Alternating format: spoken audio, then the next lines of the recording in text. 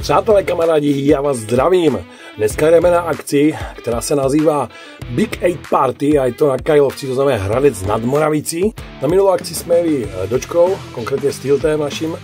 No a teďka jedeme Jeepem Cherokee, vaječkem. Počasí je takové, jaké je, jednou je hezky a jednou prší. No já si myslím, že to vyjde. Zbaveno máme a můžeme vyjet, tak zatím čau.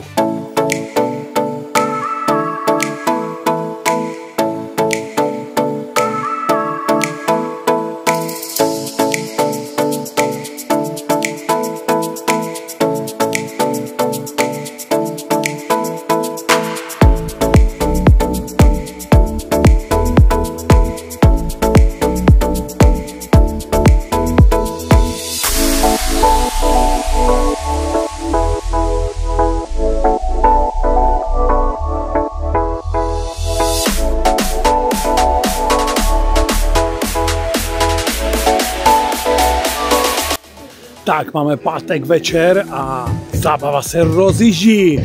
Máme tady pivo gratis, skýtu, stojí to za to. Zítra slibují, ta předpověď se trošičku zlepšila, věřím taky, že nejste z cukru a že to tady vydržíte.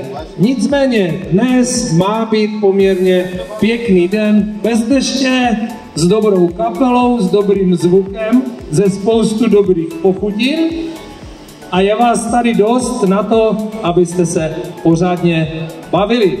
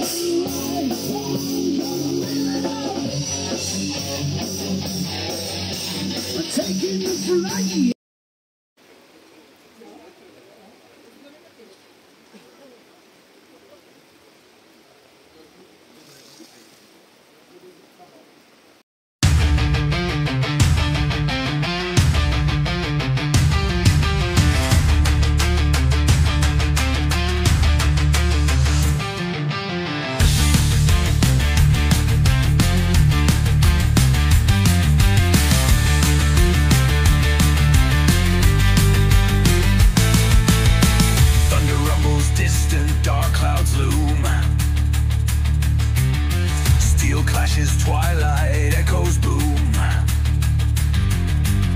Sons of war bear hopes flag high. March to fire, never shy. Battle drums pound in our hearts. Charge into fray, leave fear apart.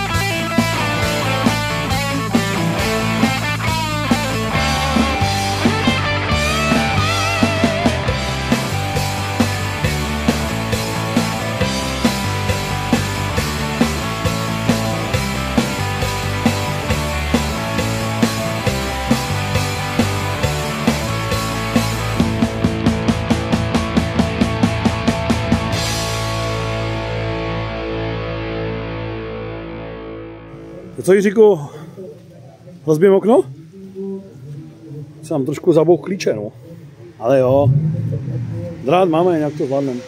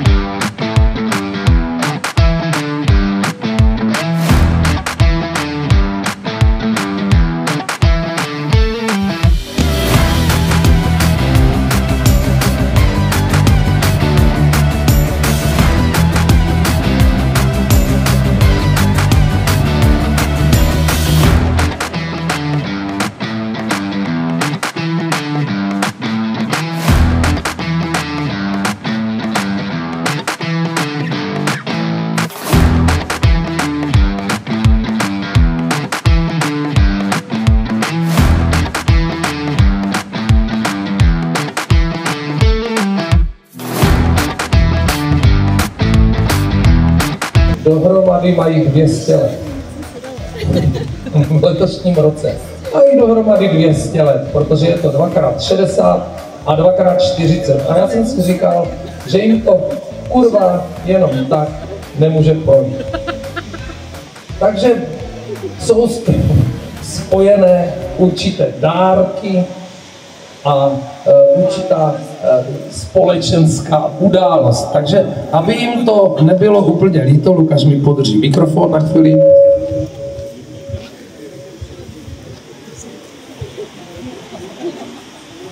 Už tom zase lítáte. Takže Péťa tady má oděv, který... Pojď k nám blíž.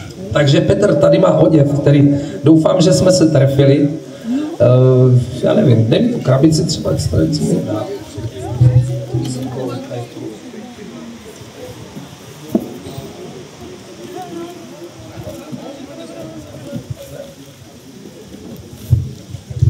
Já bych samozřejmě poprosil, aby ty, kterých se to týká, si ty věci mohli hned obléct a tím můžeme potom aplaudovat. Další oděv, bereme to podle věku, no teda. Takže doufám, že se neurážíte. Musíte ale za mnou sem, protože tam určitý repráky a tam nemůžu s tím mikrofonem dostat. Takže Alenka tady má další pěkný oděv. Pak je tady, nejsem žádná brambora, jsem přece policistka. A aby si neřekla, že jsem na tebe strašně hnusnej, tak jsme ti koupili ty trička tobě jako jediné 2. Takže se nám aspoň v jednom předveď, jo.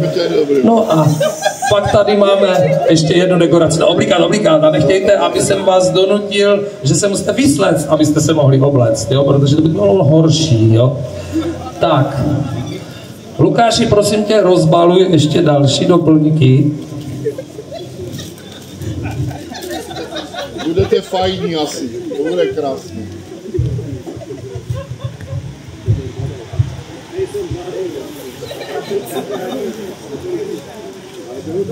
Tak. Já myslím, že Petr už třeba něco takového dostal.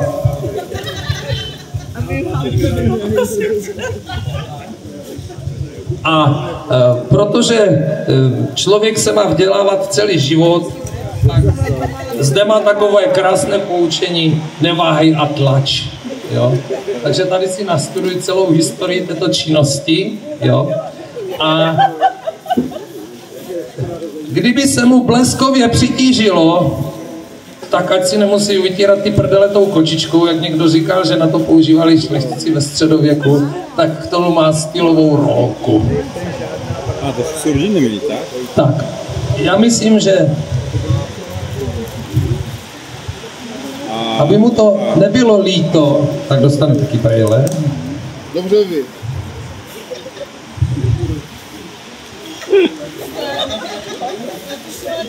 Ryczące 40. To je zlatá babička. že máme ty narozeniny na jaře, že? Jsem si říkal, že aby jim to nebylo líto.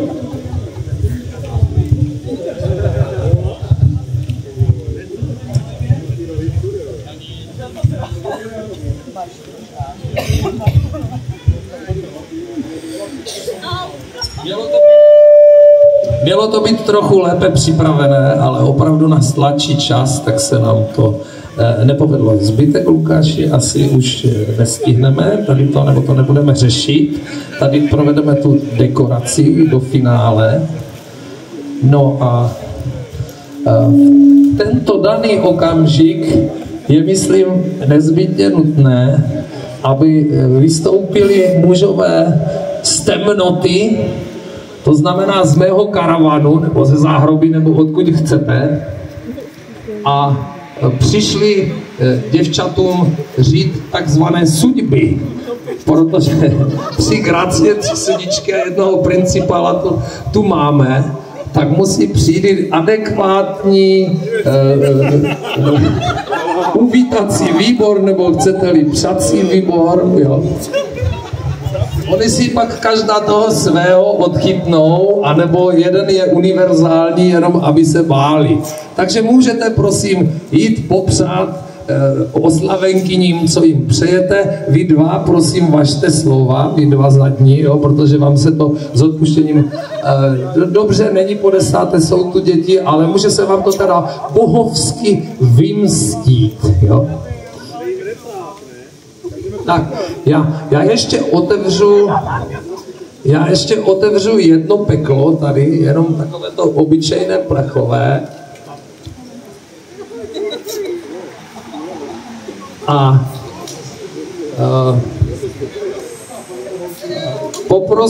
poprosím Lukáše, až jim rozdá tady pitný režim, aby se nám děvčata, anebo aby se nám oslavenci obecně nehroutili.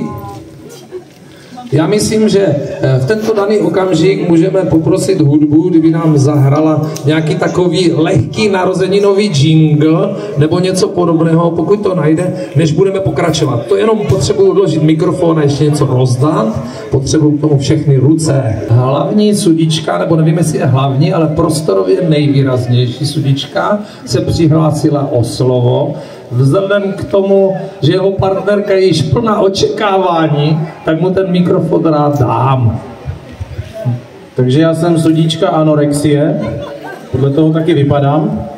A já jsem jenom chtěl říct, sudbu jsme vám řekli, ale chtěl bych vám říct ještě sudbu tady pro všechny, co tady jste přítomní. Pro všechny. A už jsem to tu říkal včera někomu, tak já vám ji zopakuju.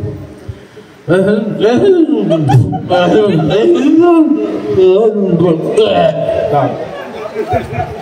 Je vidíte, že inteligence je vrozená, nedělitelná a neměnná. Tak a je to K-Type, rok 1926, zajímavost, plynový pedál je uprostřed, má to synchronizovanou převodovku na dvojce, na trojce, brzdy jenom vzadu. Je to mechanicky v úplně původním stavu, nebylo to nikdy renovováno, jenom lak a sedačky.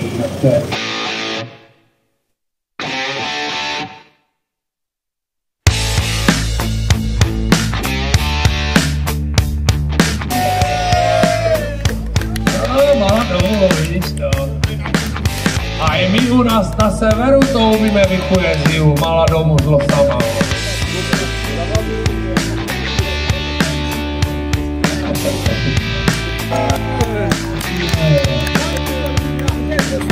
Ty dostaneš brambory, protože to chceš?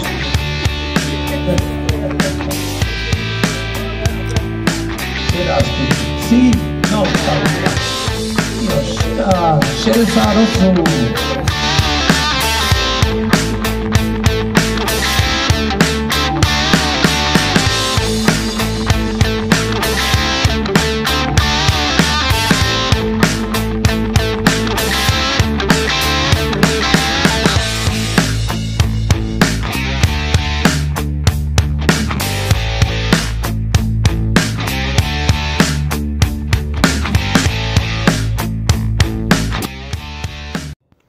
Akce pomalu končí, je neděle ráno, my posnídáme a jedeme domů.